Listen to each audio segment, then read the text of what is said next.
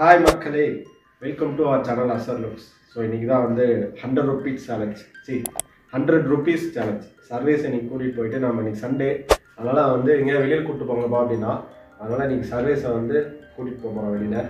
Services போகலாமா? போகலாம். So 100 ரூபா வச்சுட்டு சர்வேஸை வந்து இன்றைக்கி என்னென்னலாம் வாங்கி தரேன்னு பாருங்கள். ஸோ வாங்க வீடியோக்குள்ளே போகலாம். 100 ரூபாய்க்கு என்னென்ன வரும் அப்படின்னு யோசிச்சுட்ருக்கான். ஆக்சுவலாக வந்து அவன்கிட்ட நான் சொன்னது வந்து 100 ரூபா நான் அவன்கிட்ட கொடுப்பேன். அந்த 100 ரூபாய்க்கு வந்து உனக்கு என்னென்ன வேணுமோ எல்லாமே வாங்கிக்கிறோம்.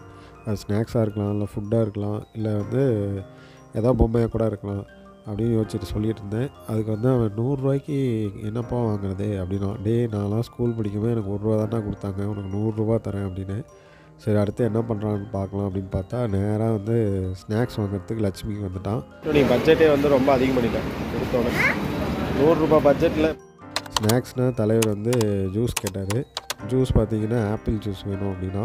ஸோ ஆப்பிள் ஜூஸ்க்கே வந்து லட்சுமியில் 80 ரூபா ஆயிடுச்சு. ஸோ ஆப்பிள் ஜூஸ் பார்த்திங்கன்னா அவனுக்கு வந்து ஐஸ் இல்லாமல் வாங்கி கொடுக்கறதுக்கு சொல்லியிருந்தேன்.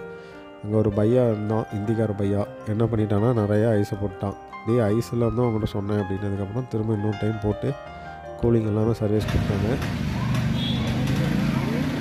ராமகிருஷ்ணா பார்க் கட்டோ பார்க் வந்துட்ட போல. இது என்ன ஃப்ரீயா? என்னது ஃப்ரீ தானா? இதில் எதுவும் செலவு பண்ணலையா?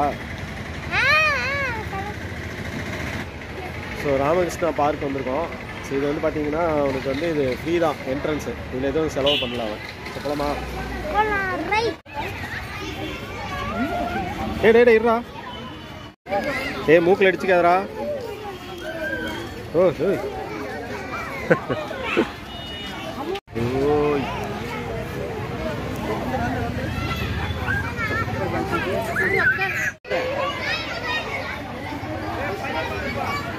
டேய் பொறுமையா பண்ண.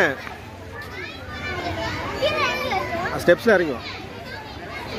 டேய் பொறுமையா தான் ஏறணும், மூக்கில் தான் அடிச்சுக்காத.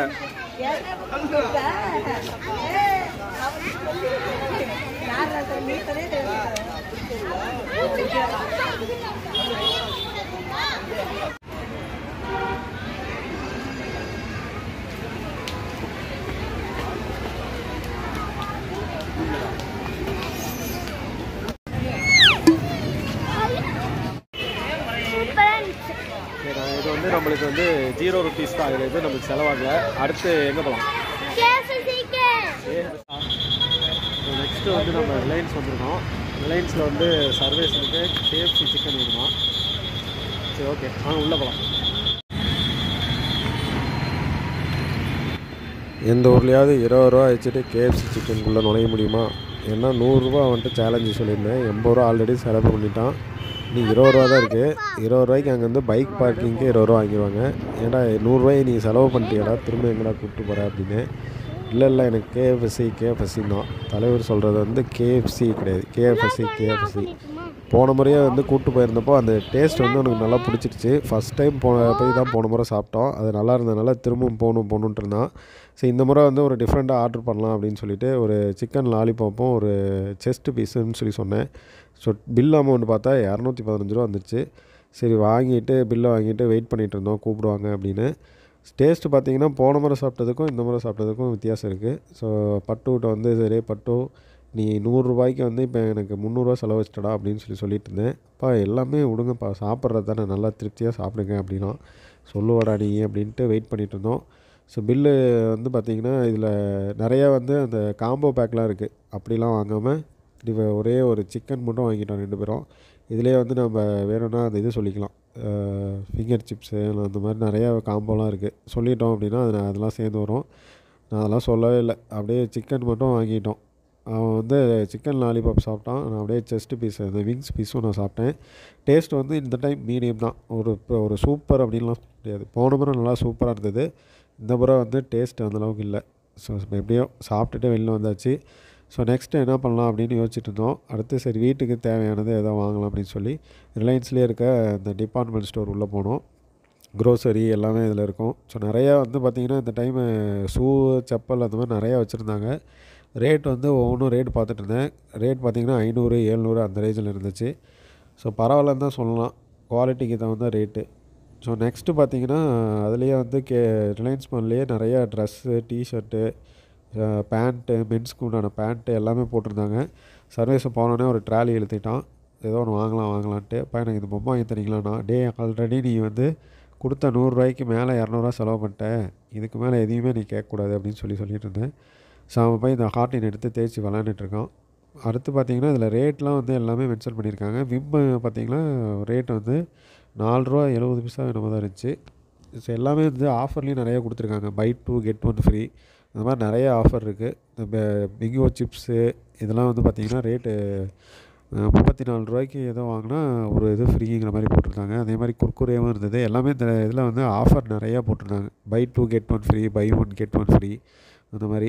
ஸோ நாமெல்லாம் இந்த சிப்ஸ் ஐட்டம்லாம் அதிகமாக சாப்பிட்றதில்ல, அதனால் சும்மா ஜஸ்ட்டு எல்லாத்தையும் பார்த்துட்டு சர்வேஸ்லேயும் எடுத்து காட்டிகிட்டு இருந்தேன். இப்போ சர்வேஸ் வந்து சொல்லிகிட்டு இருந்தான், அப்போ இது பாருங்கள் ஆஃபர் போட்டிருக்காங்க பை 2 கெட் 1 ஃப்ரீ அப்படின்னு. செமையாக இருந்துச்சு, நிறையா ஆஃபர் பேக்கெலாம் இருந்தது.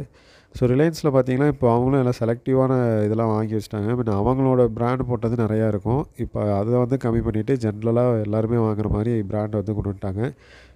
ரிலையன்ஸில் பொறுத்த வரைக்கும் முன்ன வந்து அவங்களோட கோதுமாவு, அவங்களோட ஆயில்ஸ் அப்படின்னு நிறையா இருக்கும். இப்போ எல்லாமே ஜென்ரல் பேக், மக்கள் நிறையா வாங்குறத வச்சுருக்காங்க. ஆயில் ரேட்லாம் வந்து ஓரளவுக்கு ரீசனபுளாகவே இருந்துச்சு.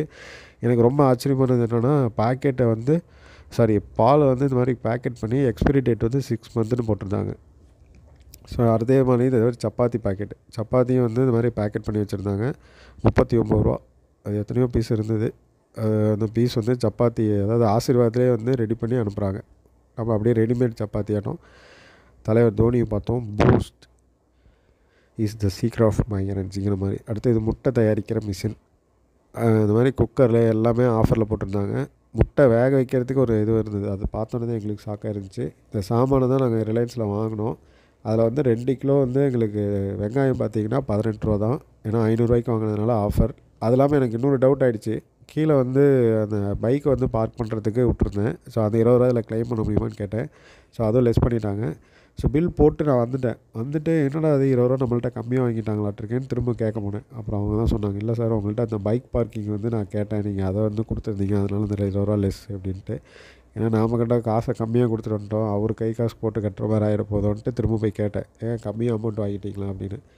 இல்லை அந்த பைக் பார்க்கிங் டோக்கனை வந்து லெஸ் பண்ணிட்டேன்னு சொல்லி சொன்னார். ஸோ நீங்கள் ரிலையன்ஸில் வந்து இந்த மாதிரி வீட்டுக்கு தேவையானதெல்லாம் பர்ச்சேஸ் பண்ணியாச்சு.